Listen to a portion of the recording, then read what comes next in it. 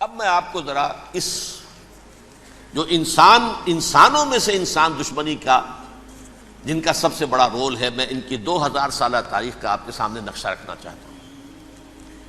ان 1400 سال کا تو میں نے صرف 4 آپ کو پوائنٹس بتائے۔ موسیٰ سے عیسیٰ تک 1400 برس علیہم الصلاۃ والسلام، 2 مرتبہ عروج، 2 مرتبہ زوال، اشیریوں کے ہاتھوں پٹوائی، بابلیوں کے ہاتھوں پٹانا، گریکس کے ہاتھوں مرمت، رومنس کے ہاتھوں مرمت۔ یہ جو 2000 سال ہیں، کیونکہ اب تو ظاہر بات ہے 21ویں صدی شروع ہو گئی، 20 صدیاں حضرت مسیح کو پوری ہو گئیں۔ پہلی بات نوٹ کیجئے، حضرت مسیح کی پیدائش ہے سن 1 قبل مسیح۔ یہ نقطہ آپ نے کبھی سنا ہے یا نہیں؟ جب ملینیم کا سلسلہ شروع ہوا تھا پچھلے سال، تو میں نے بیان کر دیا تھا کہ ایک عجیب حساب کے اندر انہوں نے غلطی کی ہوئی ہے۔ حضرت مسیح کی پیدائش ہوئی 25 دسمبر کو، سن انہوں نے شروع کر دیا، جو اس کے بعد جنوری آئی تو پہلا سال شروع ہو گیا۔ اگر جنوری سے پہلا سال شروع ہوا تو یہ 6 دن جو ہے تو اس کے پچھلے سال میں تھے، لہذا کہا جائے گا کہ Jesus Christ was born 1 year before Christ, BC۔ تو 1 قبل مسیح میں حضرت مسیح کی پیدائش ہوئی۔ یہ آخری اسرائیلی نبی اور رسول۔ یہودی علماء کی مخالفت، دشمنی، سولی پر چڑھوا دینا میں بیان کر چکا ہوں۔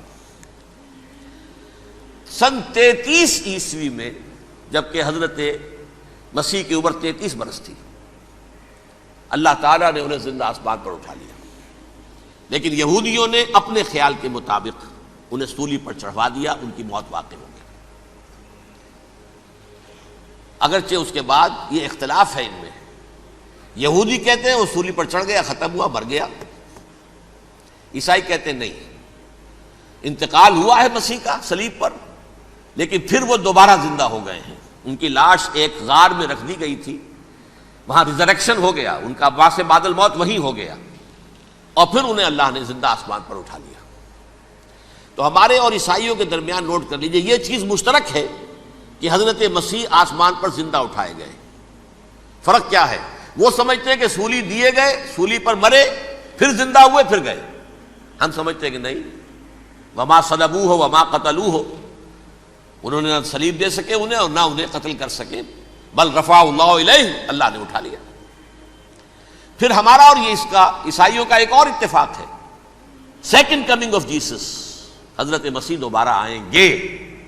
یہ عیسائیوں کا بھی عقیدہ ہے اور ہمارا بھی۔ بہرحال تو جیسا کہ میں نے عرض کیا کہ اس وقت یہ عذاب استیصال، عذاب اکبر کے مستحق ہو چکے تھے، لیکن اللہ نے ان کی مدت دراز کی ہے۔ لیکن ان پر دنیاوی عذاب کا ایک کوڑا جو ہے اللہ تعالیٰ کی طرف سے اسی وقت برسا، دنیاوی عذاب دنیا میں رہتے ہوئے، ختم نہیں کیا۔ 37 برس بعد، حضرت مسیح کے رفع سماوی کے 37 برس بعد، سن 70 میں یہودیوں نے بغاوت کی رومیوں کے خلاف۔ رومی ٹائٹس جنرل تھا ایک، اس نے پھر جو حملہ کیا ہے، 1,33,000 یہودی ایک دن میں قتل کیا یروشلم میں، اور ہیکل سلیمانی گرا دیا۔ وہ ہیکل پہلے بھی گرا تھا، پہلے 1400 سال کے دوران میں بھی نبوکڈنیزر نے گرایا تھا، لیکن پھر اس کے 150 سال بعد انہوں نے دوبارہ بنا لیا تھا، اس لیے وہ اسے سیکنڈ ٹیمپل کہتے ہیں۔ پہلا ٹیمپل جو حضرت سلیمان نے بنایا تھا، نبوکڈنیزر نے گرا دیا 587 قبل مسیح میں، پھر دوبارہ انہوں نے 150 سال کے بعد بنا لیا۔ وہ اس تاریخ کا حصہ ہے، میں نے جس کے بارے میں آپ کو تفصیل نہیں بتائی۔ اس میں یہ ہوا سن 70 میں وہ گرا دیا گیا، وہ آج تک گرا پڑا ہوا ہے۔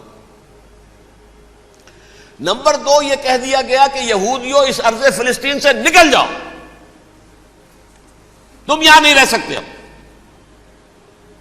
لہذا جس کا جہاں سینگ سمایا چلا گیا، یورپ میں چلے گئے، ایشیا میں آ گئے، عرب میں آ گئے، یہ 3 قبیلے جو رات بھی میں نے عرض کیا تھا، بنو قینقاع، بنو نذیر اور بنو قریظہ، یہ وہاں سے آ کے مدینے میں آباد ہو گئے۔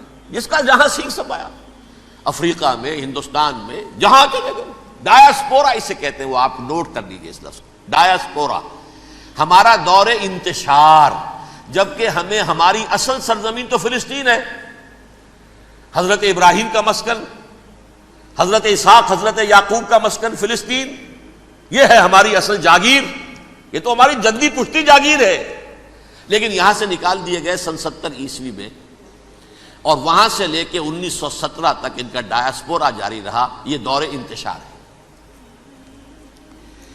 اس دور انتشار کے اب چند حصے ہیں جس کو میں چاہتا ہوں کہ آپ علیحدہ علیحدہ سمجھ لیں۔ دور انتشار کا جو پہلا جو ہے تقریباً 300 برس، رومی حکمران تھے، وہ یہودیوں کے بھی دشمن تھے اور عیسائیوں کے بھی دشمن تھے، عیسائی اور یہودی ایک دوسرے کے بھی دشمن تھے، لیکن رومی سمجھتے تھے کہ یہ ایک ہی تھیلی کے چٹے بٹے ہیں۔ رومیوں کے نزدیک عیسائی بھی یہودیوں ہی کا ایک فرقہ تھے، کوئی علیحدہ مذہب تو تھا ہی نہیں، لہذا رومی جو ہیں رومنز وہ ان دونوں کو ستاتے تھے، مارتے تھے، اور یہ آپس میں لڑتے تھے، یہودی عیسائیوں کو مارتے تھے، عیسائی یہودیوں کو مارتے تھے۔ یہ ہے 300 برس تک کی تاریخ۔ سن 300 عیسوی میں کیا ہوا؟ ایک معجزہ ہو گیا۔ بہت عظیم ایمپرر کانسٹینٹائن، قسطنطین اعظم، رومن ایمپررز میں سے بہت بڑا ایمپرر، وہ عیسائی ہو گئے۔ اب تو معاملہ بالکل تلپٹ ہو گیا، پوری سلطنت عیسائی ہو گئی۔ اب عیسائیوں کے عیش ہو گئے اور یہودیوں پہ مار پڑنی شروع ہوئی۔ اب عیسائیوں کا آپ خود سوچئے کہ جنہیں وہ خدا بنا بیٹھے ہیں، خدا کا بیٹا قرار دے رہے ہیں، ان کے قاتل کون؟ یہودی بدماش۔ لہذا ان کی وہ پٹائی شروع ہوئی ہے یورپ میں، پوری رومن امپائر میں، انہیں ذلیل کیا گیا، شہروں میں آمد بند، علیحدہ رہو، گھیٹوز کے اندر رہو۔ یہودی کا نام جو ہے وہ گالی بن گیا، جیسے آج بھی یہودی گالی کہتے ہیں، جیسے خنزیر کا لفظ، آخر وہ بھی اللہ کی مخلوق ہے، لیکن آپ کو معلوم ہے کوئی شخص زبان پر نام نہیں لانا چاہتا خنزیر کا، سور کا، ہے تو مخلوق، وہ بھی ایک حیوان ہے۔ ایسے ہی یہ ہے یہودی گالی، جیوٹ گالی۔ لہذا ایک طرف تو ان دونوں کے درمیان دشمنی، جس کو قرآن کہتا ہے وَأَغْرَيْنَا بَيْنَهُمُ الْعَدَاوَةَ وَالْبَغْضَاءَ، ہم نے ان کے مابین دشمنی جو ہے پیدا کر دی۔ اور جب یہ پوری سلطنت عیسائی ہو گئی تو قافیہ تنگ ہو گیا یہودیوں کا۔ اب آئیے 571 عیسوی، یعنی جب کہ ڈایاسپورا کو کتنا عرصہ ہو چکا تھا؟ 500 برس۔ سن 70 سے شروع ہوا ڈایاسپورا، جب ٹائٹس نے گرایا ہے ہیکل کو اور نکال باہر کیا انہیں فلسطین سے، بھاگ جاؤ، یہاں ایک یہودی بھی نہیں رہے گا، فلسطین سے نکال دیے گئے۔ اس کے پورے 500 برس بعد سن 571 عیسوی میں حضور کی پیدائش ہوئی، ولادت باسعادت محمد الرسول اللہ صلی اللہ علیہ وسلم۔ 610 میں آپ پر وحی کا آغاز ہوا، لیکن حضور کے ساتھ ان کا معاملہ کیا رہا؟ اول تو جب کہ حضور ابھی مکے ہی میں تھے، یہودیوں نے ریشہ دوانیاں شروع کر دی حضور کے خلاف۔ قریش مکہ کو سکھاتے تھے، پڑھاتے تھے، ان سے یہ پوچھو، ان سے یہ پوچھو، انہیں اس طرح تنگ کرو، ان سے یہ امتحان لو، یہ آپ کے علم میں ہے۔ سورہ بنی اسرائیل میں، سورہ کہف میں وہ سوالات جو امتحانی سوالات آئے تھے، ذوالقرنین کون تھا، اصحاب کہف کون تھے، تم رسول بنے پھرتے ہو تو بتاؤ، اور یہ روح کی حقیقت کیا بتاؤ، یہ ساری ریشہ دوانیاں کر رہے تھے بیٹھے ہوئے، ابھی وہیں پر حضور ابھی پہنچے بھی نہیں۔ ہجرت فرما کر حضور تشریف لے آئے تو حضور نے، جسے ماسٹر سٹروک کہا جائے گا، یعنی اسٹیٹس مین شپ کا ماسٹر سٹروک، آپ نے مدینے میں آتے یہودیوں کے ساتھ پیکٹ کر دیا، جوائنٹ ڈیفنس پیکٹ آف مدینہ، کہ اگر مکے والے ہم پر حملہ کریں گے تو ہم مل جل کر ایک قوم کی حیثیت سے مقابلہ کریں گے۔ یہ میثاق مدینہ کہلاتا ہے، جس کے بہت غلط معنی پہنائے جا رہے ہیں آج کل۔ بہرحال میں موضوع میرا چونکہ یہ نہیں، میں ادھر نہیں جاؤں گا، لیکن ہوا کیا؟ ہر مرتبہ یہ خیانت کے مرتکب ہوئے، ان نے جو عہد کیے تھے ان سے پھرے، اندر ہی اندر سازش، ریشہ دوانی، حضور کی بدترین دشمنی۔ سورہ نساء کی آیت نمبر 12 میں 14 میں 13 میں فرمایا ہے لا تزال تطلع علی خائنۃ منہم، اے نبی ہمیشہ آپ کے علم میں ان کی طرف سے خیانتیں، بددیانتیاں آتی رہیں گی. اور بار بار وہ مسلسل جنگ کی آگ بھڑکاتے تھے. قریش کو دعوت دیتے، آؤ آؤ آؤ ہم اندر سے بغاوت کر دیں گے، تم آؤ تو صحیح، ختم کریں محمد کو اور اہل ایمان کو صلی اللہ علیہ وسلم ورضی اللہ تعالی عنہم اجمعین. لیکن پھر جب وہ آتے تھے تو یہ دبک جاتے تھے، ان میں ہمت نہیں تھی، میدان کے مرد نہیں رہے تھے. یہ سورہ حشر میں ان کا نقشہ کھینچا گیا ہے. کھلے میدان میں مقابلے کی اس کے اندر صلاحیت ہی نہیں ہے. یہ تو فصیلوں کے پیچھے سے، جیسے عورتیں کہیں دیہات میں لڑائی ہوتی ہے تو مرد جو ہے گلیوں میں لڑتے ہیں، عورتیں اوپر سے پتھر پھینکتی ہیں، بس وہ کام یہ کر سکتے تھے. من ورائے جدر، فصیلوں کے پیچھے سے، جنگ میں میدان میں نہیں آ سکتے. بہرحال قرآن مجید میں ہے یہ سورہ مائدہ کی آیت نمبر 64، کلما اوقدوا نارا للحرب اطفاها اللہ. اکثر و بیشتر مواقع پر تو یہ جب آگ بھڑکاتے تھے جنگ کی، اللہ اسے بجھا دیتا تھا. لیکن بہرحال اس کے باوجود جنگیں ہوئی، غزوہ بدر، غزوہ احد ہوئی کہ نہیں؟ یہ ساری اصل شرارت ہوئی. اور اس کے نتیجے میں حضور نے پھر ایک ایک کر کے 3 قبیلوں کو سزا دی. غزوہ بدر کے فوراً بعد بنو قینقاع نکالے گئے مدینے سے، غزوہ احد کے فوراً بعد بنو نذیر نکالے گئے، اور غزوہ احزاب کے بعد بنو قریظہ نکال دیے گئے. یہ تو میں نے آپ کے سامنے رکھ دیا صرف حضور کے زمانے میں ان کا کیا رویہ رہا. دشمن، رات بھی ہم نے وہ آیت پڑھی تھی، لَتَجِدَنَّ أَشَدَّ النَّاسِ عَدَاوَةً لِلَّذِينَ آمَنُوا الْيَهُودُ وَالَّذِينَ أَشْرَكُوا. اہل ایمان کی دشمنی میں شدید ترین تم پاؤ گے یہودیوں کو اور مشرکین. مشرکین بھی بعد میں ہے، پہلے یہودی. حضور کے بعد کیا ہوا اب یہ نوٹ کیجئے، یہ ان کی تاریخ کا دوسرا دور. حضرت عمر رضی اللہ تعالیٰ عنہ کا عہد خلافت ہے. بیت المقدس کا محاصرہ کیا گیا، فصیل بڑی اونچی، شہر اندر سے سیلف سفیشینٹ، حملے کا راستہ کوئی نہیں. محاصرہ طول کھینچ رہا ہے لیکن ان کے پاس رسد بھی موجود ہے، پانی بھی موجود ہے، وہ دروازے بند کر کے بیٹھے ہوئے ہیں. بالآخر اللہ تعالیٰ کی مشیت کا ظہور کیسے ہوا؟ ان کے کچھ علماء آئے فصیل پر، کہا دیکھو مسلمانوں، تم قیامت تک بھی یہاں پڑے رہو گے محاصرہ کر کے، ہمارا یہ شہر فتح نہیں ہوگا. ہاں ایک درویش بادشاہ کے ہاتھوں یہ شہر فتح ہونا ہے، لیکن تمہارے اندر ہمیں وہ نظر نہیں آ رہا. ابو عبیدہ بن الجراح رضی اللہ تعالی عنہ، امین هذه الامہ، ان کا فوراً ذہن گیا وہ درویش بادشاہ مدینے میں بیٹھا ہوا ہے عمر رضی اللہ تعالی. اب ایک اور عمر بھی ہے جو قندھار میں بیٹھا ہے. نقشہ وہی ہے، سادگی کی حد تک نقشہ وہی، بالکل وہی، اپنی آنکھوں سے دیکھا ہے وہی سادگی. عمر اول، عمر ثانی تھے عمر بن عبد العزیز. اب ایک اللہ کے فضل سے اللہ تعالیٰ ایدہ اللہ بنصرتہ، اللہ تعالیٰ ان کی نصرت فرمائے، دشمنوں کو ان کے مقابلے میں نیست و نابود کرے. انہوں نے ریکویسٹ بھیج دی کہ حضور تشریف لائیے، یہ شہر فتح ہو جائے گا. وہ ہے سفر تاریخی، اتنا طویل سفر، تقریباً 700 میل، ایک اونٹ، ایک خادم، ایک منزل پہ امیر المومنین اوپر بیٹھے، خادم آگے چل رہا ہے، اگلی منزل پہ خادم اوپر بیٹھا ہے، امیر المومنین آگے جا رہا ہے. اور جب پہنچے ہیں تو وہ باری تھی خادم کی. انہوں نے ہاتھ جوڑ دیا، حضور خدا کے لیے تم کیا کہیں گے لوگ، وہ میرا برا حال کر دیں گے، تمہیں شرم نہیں آئی؟ امیر المومنین پیدل آگے چل رہے ہیں نکیل پکڑ کر، اور تم بیٹھے ہو اوپر براجمان ہو. حضرت عمر فرمایا الدور دورک، نہیں باری تمہاری ہے، بیٹھ. اس حال میں پہنچے ہیں.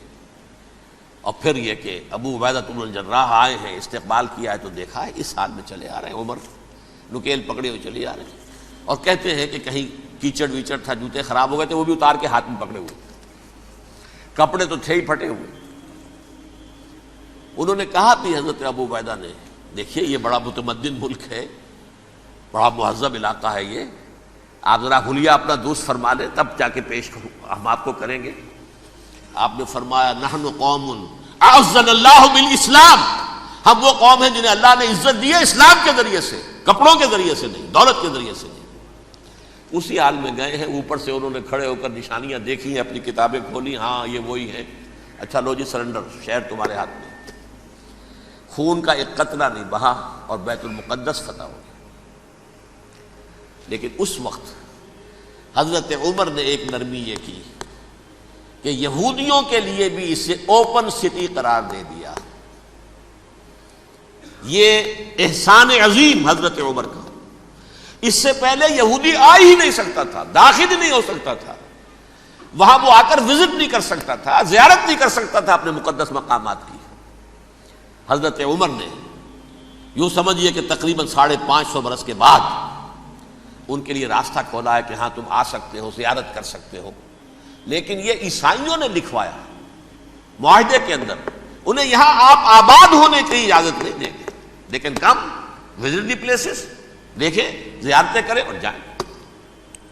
یہ معاہدہ حضرت عمر کا ہے رضی اللہ تعالیٰ، جو پھر خلافت راشدہ کے بعد بنو امیہ نے بھی اس کو آرڈر کیا، بنو عباس نے کیا، پھر جو ہمارے یہ ترکوں میں اندر خلافت آئی تو ترک خلفاء نے بھی اس معاہدے کی پوری پابندی کی۔ فلسطین میں آ سکتے ہیں یہودی صرف زائرین کی حیثیت سے، وہاں آباد نہیں ہو سکتے۔ اب آئیے اگلا دور آیا حضرت عثمان کا دور خلافت۔ یہ ہے وہ وقت کہ اب یہود نے امت مسلمہ کی پیٹھ میں چھرا گھونپا۔ وہ کیسے؟ ایک یہودی عبداللہ ابن سبا اسلام کا لبادہ اوڑھ کر آ گیا، معاشرے کا جائزہ لے لیا، ان میں بنو ہاشم اور بنو امیہ میں جو پرانی کشاکش تھی اس کے کچھ نہ کچھ جراثیم باقی ہیں، اگر ان کو ذرا بھڑکا دے تو مسلمانوں میں انتشار پیدا ہو جائے۔ کہا یہ عثمان کون ہے؟ یہ تو بنو امیہ میں سے ہے، یہ حق تو بنو ہاشم کا ہے، خلافت ان کے پاس ہونی چاہیے، محمد کے تو رشتہ دار وہ ہے صلی اللہ علیہ وسلم۔ عوام الناس کے اندر بات پھیلنی شروع ہوئی، پھر ایک بڑی سازش کے انداز میں حضرت عثمان کے خلاف پروپیگنڈا، حضرت عثمان کے جو عاملین تھے، گورنر تھے، ان کے خلاف پروپیگنڈا، اور ایسی ہوشیاری کرتے تھے کہ کوفے میں کوفے کے حاکم کے خلاف کچھ نہیں کہنا، اجی مصر میں یہ ہو رہا ہے، اجی شام میں یہ ہو رہا ہے، اجی یہ جو عثمان ہے وہ یہ کر رہا ہے، یہ ظلم ہو رہا ہے، یہ لوٹ مار ہو رہی ہے، یہ خیانتیں ہو رہی ہیں۔ اب نہ تو اس زمانے میں مینز آف کمیونیکیشن، کیسے تصدیق کریں؟ افواہیں تو آپ آج کراچی کے اندر شروع ہو جائے تو پتہ نہیں چل سکتا کسی کو کہ کیا اس میں صداقت ہے کیا جھوٹ ہے، اور بری بات جو ہے فطرت انسانی کی کمزوری ہے وہ فوراً قبول کرتا ہے، کسی کے بارے میں اچھی بات ماننے کو تیار نہیں ہوتا لیکن بری بات تو فوراً تیار۔ بہرحال یہ فتنہ انہوں نے اٹھایا، حضرت علی کی الوہیت کا فتنہ اٹھایا، حضرت عثمان کے خلاف الفتنۃ الکبریٰ برپا کیا، حضرت عثمان شہید ہوئے۔ اس کے بعد 5 برس تک مسلمان ایک دوسرے کی گردنیں کاٹتے رہے، باہمی خانہ جنگی ہوئی، امت کو وہ زخم لگایا ہے جو آج تک جس سے خون رس رہا ہے۔ یہ شیعان عثمان اور شیعان علی تھے جو بعد میں پھر سنی اور شیعہ ہو اور آج تک ہے۔ فتنہ کس نے جگایا؟ ایک عبداللہ ابن سبا یہودی اور اس کے کارندے، شیطان کا ایجنٹ، اور انسانوں میں سے بھی اس کے جو بھی حواریین تھے اور شیطانوں کے اندر سے بھی تھے، انہوں نے بھی اس آگ کو بھڑکایا۔ یہ آپ سوچ لیجئے کہ یہ کس نے وہ زخم لگایا؟ یہودی۔ اگلا دور آیا، خلافت راشدہ ختم ہوئی، بنو امیہ کا بھی دور کافی گزر گیا۔ طارق ابن زیاد 712 عیسوی میں حملہ کرتے ہیں اسپین پر۔ اسپین اس وقت عیسائیت کا بہت بڑا گڑھ، بڑے کٹر ترین عیسائی جو ہے وہ اسپین میں تھے، لہذا یہودیوں کی وہاں بہت پٹائی ہوتی تھی، بہت پٹائی ہوتی ہے، میں بتا چکا ہوں، دشمنی تھی ان کی تو چلی آ رہی تھی عیسائیوں کے ہاتھوں یہودیوں کی، وہ تو سن 300 عیسوی سے ایمپرر کانسٹنٹائن کے بعد سے شروع ہو گئی تھی۔ اس حوالے سے یہودیوں نے اس وقت چالاکی یہ برتی، کچھ راستے واسطے بتائے، کچھ مدد کی طارق ابن زیاد کی۔ طارق ابن زیاد نے انہیں اپنا محسن سمجھا، ہسپانیہ فتح ہو گیا تو یہودی چونکہ محسنین کی فہرست میں آ چکے تھے، انہیں بہت اقتدار نصیب ہوا، بڑی سپورٹ مسلمانوں نے دی۔ ان کے بڑے بڑے علماء جو ہیں اسی دور کے اندر پیدا ہوئے، بڑے بڑے تھنکرز ان کے اسی دور میں پیدا ہوئے۔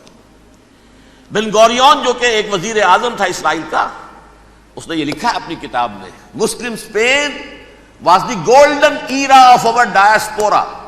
وہ ڈائسپورا جو 70 عیسوی سے شروع ہوا تھا اور 1917 عیسوی تک جاری رہا ہے، اس میں سے گولڈن ایرا ہمارا جو تھا وہ مسلم اسپین تھا. ہسپانیہ میں بیٹھ کر ہم نے عیش کیے. لیکن وہاں سے انہوں نے اور جو کچھ کیا، یہ تو داستان کے بہت سے گوشے ہیں، لیکن میں جس اسٹریٹ لائن میں چل رہا ہوں اس کے اعتبار سے ایک بات سمجھ لیجیے. وہاں بیٹھ کر انہوں نے اب عیسائیت کی پیٹھ میں چھرا گھونپا، پروٹیسٹنٹ مذہب پیدا کیا، تقسیم کر دیا. جیسے شیعہ سنی کی تقسیم، عبداللہ ابن سبا. رومن کیتھولک اور پروٹیسٹنٹ کی تقسیم، یہودی علماء. ہوتا کیا تھا؟ ہسپانیہ کی یونیورسٹیاں ہیں، کارڈووا میں ہے، ٹولیڈو میں ہے، گریناڈا میں ہے، غرناطہ، قرطبہ، تولیتلا، اور وہاں آتے تھے لوگ. فرانس سے چلے آ رہے ہیں نوجوان پڑھنے کے لیے، جرمنی سے چلے آ رہے ہیں، اٹلی سے چلے آ رہے ہیں. 3 ہی ملک قریب ترین پڑھتے ہیں سینٹرل جو یورپ کے ہیں. یہاں پر جو ہے وہ اسلام جو نور پھیلا رہا تھا اس سے بھی مستفیض ہوئے. جہالت کے جو ہے پردے ان کے وہ چھٹے. اس کے ساتھ ہی وہ یہودی وہاں ان کے اندر جو جراثیم داخل کر رہے تھے، وہ اس عیسائیت کے خلاف بغاوت جو اس وقت دنیا میں عیسائیت اس وقت تھی. پوپ کا راج تھا دنیا میں اس وقت. یورپ میں جو عیسائیت تھی اس میں ایک طرف بادشاہ تھے، لیکن بادشاہوں کی حیثیت وہاں پر یوں سمجھ لیجئے کٹ پتلیوں کی تھی. اصل قوت پوپ کے ہاتھ میں تھی. اور پوپ کو انہوں نے جیسے قرآن نے کہا اتخذوا احبارهم ورهبانهم اربابا من دون اللہ، چونکہ سینٹ پال نے شریعت موسوی ساقط کر دی تھی تو اب شریعت تھی ہی نہیں. پوپ کو اختیار تھا جس چیز کو چاہے حلال قرار دے دے، جس چیز کو چاہے حرام قرار دے دے. اتخذوا احبارهم ورهبانهم اربابا من دون اللہ. انہوں نے کہا صاحب یہ پوپ کس بلا کا نام ہے، یہ بھی انسان ہے. بات تو ٹھیک تھی نا، اصل حیثیت تو کتاب کی ہونی چاہیے نا، ڈیوائن بک، دی ریویلڈ اسکرپچر. لہذا اور یہ کتاب ہر شخص پڑھ سکتا ہے. کوئی پوپ کے باپ کو جو ہے کوئی اس کے لیے پروپرائٹری رائٹس تو نہیں ہے کہ صرف پوپ پڑھ سکتا ہے یا پادری پڑھ سکتے ہیں. ہم بھی پڑھ سکتے ہیں، ہم بھی سمجھ سکتے ہیں. یہ باتیں تھی کہ جن کو بڑھا چڑھا کر بیان کر کے اور پوپ کا اقتدار ختم کرا دیا اور توجہ مرکوز کر دی بائبل کی طرف. اب بائبل میں بڑا حصہ تو اولڈ ٹیسٹامنٹ کا ہے. نتیجہ کیا ہوا؟ یہود کی عظمت پروٹیسٹنٹس کے نزدیک مسلم ہو گئی. اصل قوم تو یہ ہے. وہ دشمنی بدلی کہ نہیں بدلی؟ موسیٰ کے امتی یہ ہے، تورات موسیٰ کو دی گئی، ابراہیم کی نسل یہ ہے. لہذا وہ جو دشمنی تھی، جو عداوت تھی کہ ہمارے خدا کو سولی چڑھانے والے ہیں یہ بدماش، اس کا ازالہ ہوا اس پروٹیسٹنٹ مذہب کے نتیجے میں. یہ میں اب آپ کو بتاتا ہوں کہ ایک نتیجہ وہ نکلا ہے جسے برٹرنڈ رسل نے بیان کیا ہے. اس کی کتاب ہے ان پریز آف آئیڈلنس، صفحہ 108. وہ لکھتا ہے the Christians retaining the Judaic belief in special revelation added to it the Roman desire for worldwide domination and the Greek taste for metaphysical subtleties. The combination produced the most fiercely persecuting religion that the world has yet known. یہ 3 چیزیں آ کر عیسائیت میں مل گئی. ایک تو جب یہ اولڈ ٹیسٹمنٹ جو ہے وہ ان کے ہاتھ میں آ گئی، اور اس کے میں کچھ آپ کو بتا دیتا ہوں کہ اولڈ ٹیسٹمنٹ کی تعلیمات، کیونکہ یہ اولڈ ٹیسٹمنٹ جو ہے یہ محرف تھی. اصل تورات تو گم ہو گئی تھی 587 قبل مسیح میں، جب پہلی مرتبہ ہیکل جو ہے تباہ ہوا ہے، اس وقت ختم ہو گئی تھی. اس کے کوئی 150 سال کے بعد انہوں نے یادداشتوں سے مرتب کر کے لکھی ہے. اب اس میں ان کے اپنے خیالات، اپنے امانی، اپنی توجیحات وہ شامل ہو گئی. لہذا آپ ذرا میں آپ کو حوالے دیتا ہوں اس کتاب کے اندر مظالم کی جو تعلیم دی گئی ہے. اہل کتاب نے اپنے مظالم قتل عام کے جواز کے لیے تورات میں تبدیلیاں کی اور پیغمبروں پر دہشت ناکی اور بدترین حرام کاری کے الزامات لگائے. سنیے، پہلا حوالہ ہے یہ گنتی باب 31 آیات 17-18. اس لیے ان بچوں میں جتنے لڑکے ہیں سب کو مار ڈالو، اور جتنی عورتیں مرد کا منہ دیکھ چکی ہیں ان کو بھی قتل کر ڈالو، لیکن ان لڑکیوں کو جو مرد سے واقف نہیں اور اچھوتی ہیں اپنے لیے زندہ رکھو. یہ کسی اللہ کی کتاب کا یہ جملہ ہو سکتا ہے؟ کسی ریویل بک کا؟ اور سنیے، یہ ہے استثناء ڈیٹرانومی باب 20 آیت 16-18. پر ان قوموں کے شہروں میں جن کو خداوند تیرا خدا میراث کے طور پر تجھ کو دیتا ہے، کسی ذی نفس کو جیتا نہ بچا رکھنا، جیسا خداوند تیرے خدا نے تجھ کو حکم دیا بالکل نیست کر دینا. مرد، عورتیں، بچے، بوڑھے سب ختم. یہ کتاب مقدس ہے. اور سنیے، سیموئیل باب 27 آیت نمبر 9. اور داؤد نے اس سرزمین کو تباہ کر ڈالا اور عورت مرد کسی کو جیتا نہ چھوڑا. نمبر 4، ان سب آباد شہروں کو ماں، عورتوں اور بچوں کے بالکل نابود کر ڈالا. کتاب استثناء باب 3 آیت 6. یہ ہے جو کہہ رہا ہے برٹرنڈ رسل، کرسچینٹی میں آ کر بھی یہ تین چیزیں شامل ہو گئی. ایک تو یہ باربیرین یہ تعلیم جو ہے، اور یہ مذہب کے نام پہ تعلیم، یہ کتاب مقدس کی تعلیم. نمبر 2، رومنز کے اندر جو ایک تمنا تھی ورلڈ ڈومینیشن کی، وہ عیسائیت کے اندر آ گئی. اس لیے کہ پوری رومن امپائر جو ہے عیسائی ہو گئی، تو اسے وراثت کے اندر ورلڈ ڈومینیشن کی جو ایک تمنا تھی وہ مل گئی. اور پھر یہ کہ انہوں نے جو توہمات تھے یونانیوں کے، ان کو بھی اپنے ہاں مختلف شکلوں کے اندر جمع کر لیا. ان تین چیزوں کا the combination produced the most fiercely persecuting religion that the world has yet known. اس کے نتیجے میں دنیا میں تاریخ انسانیت کے اندر جو بدترین خوخار ترین مذہب ہو سکتا ہے وہ شکل عیسائیت نے اختیار کی. اور اس کا مظہر عتم کیا تھا؟ نوٹ کیجئے،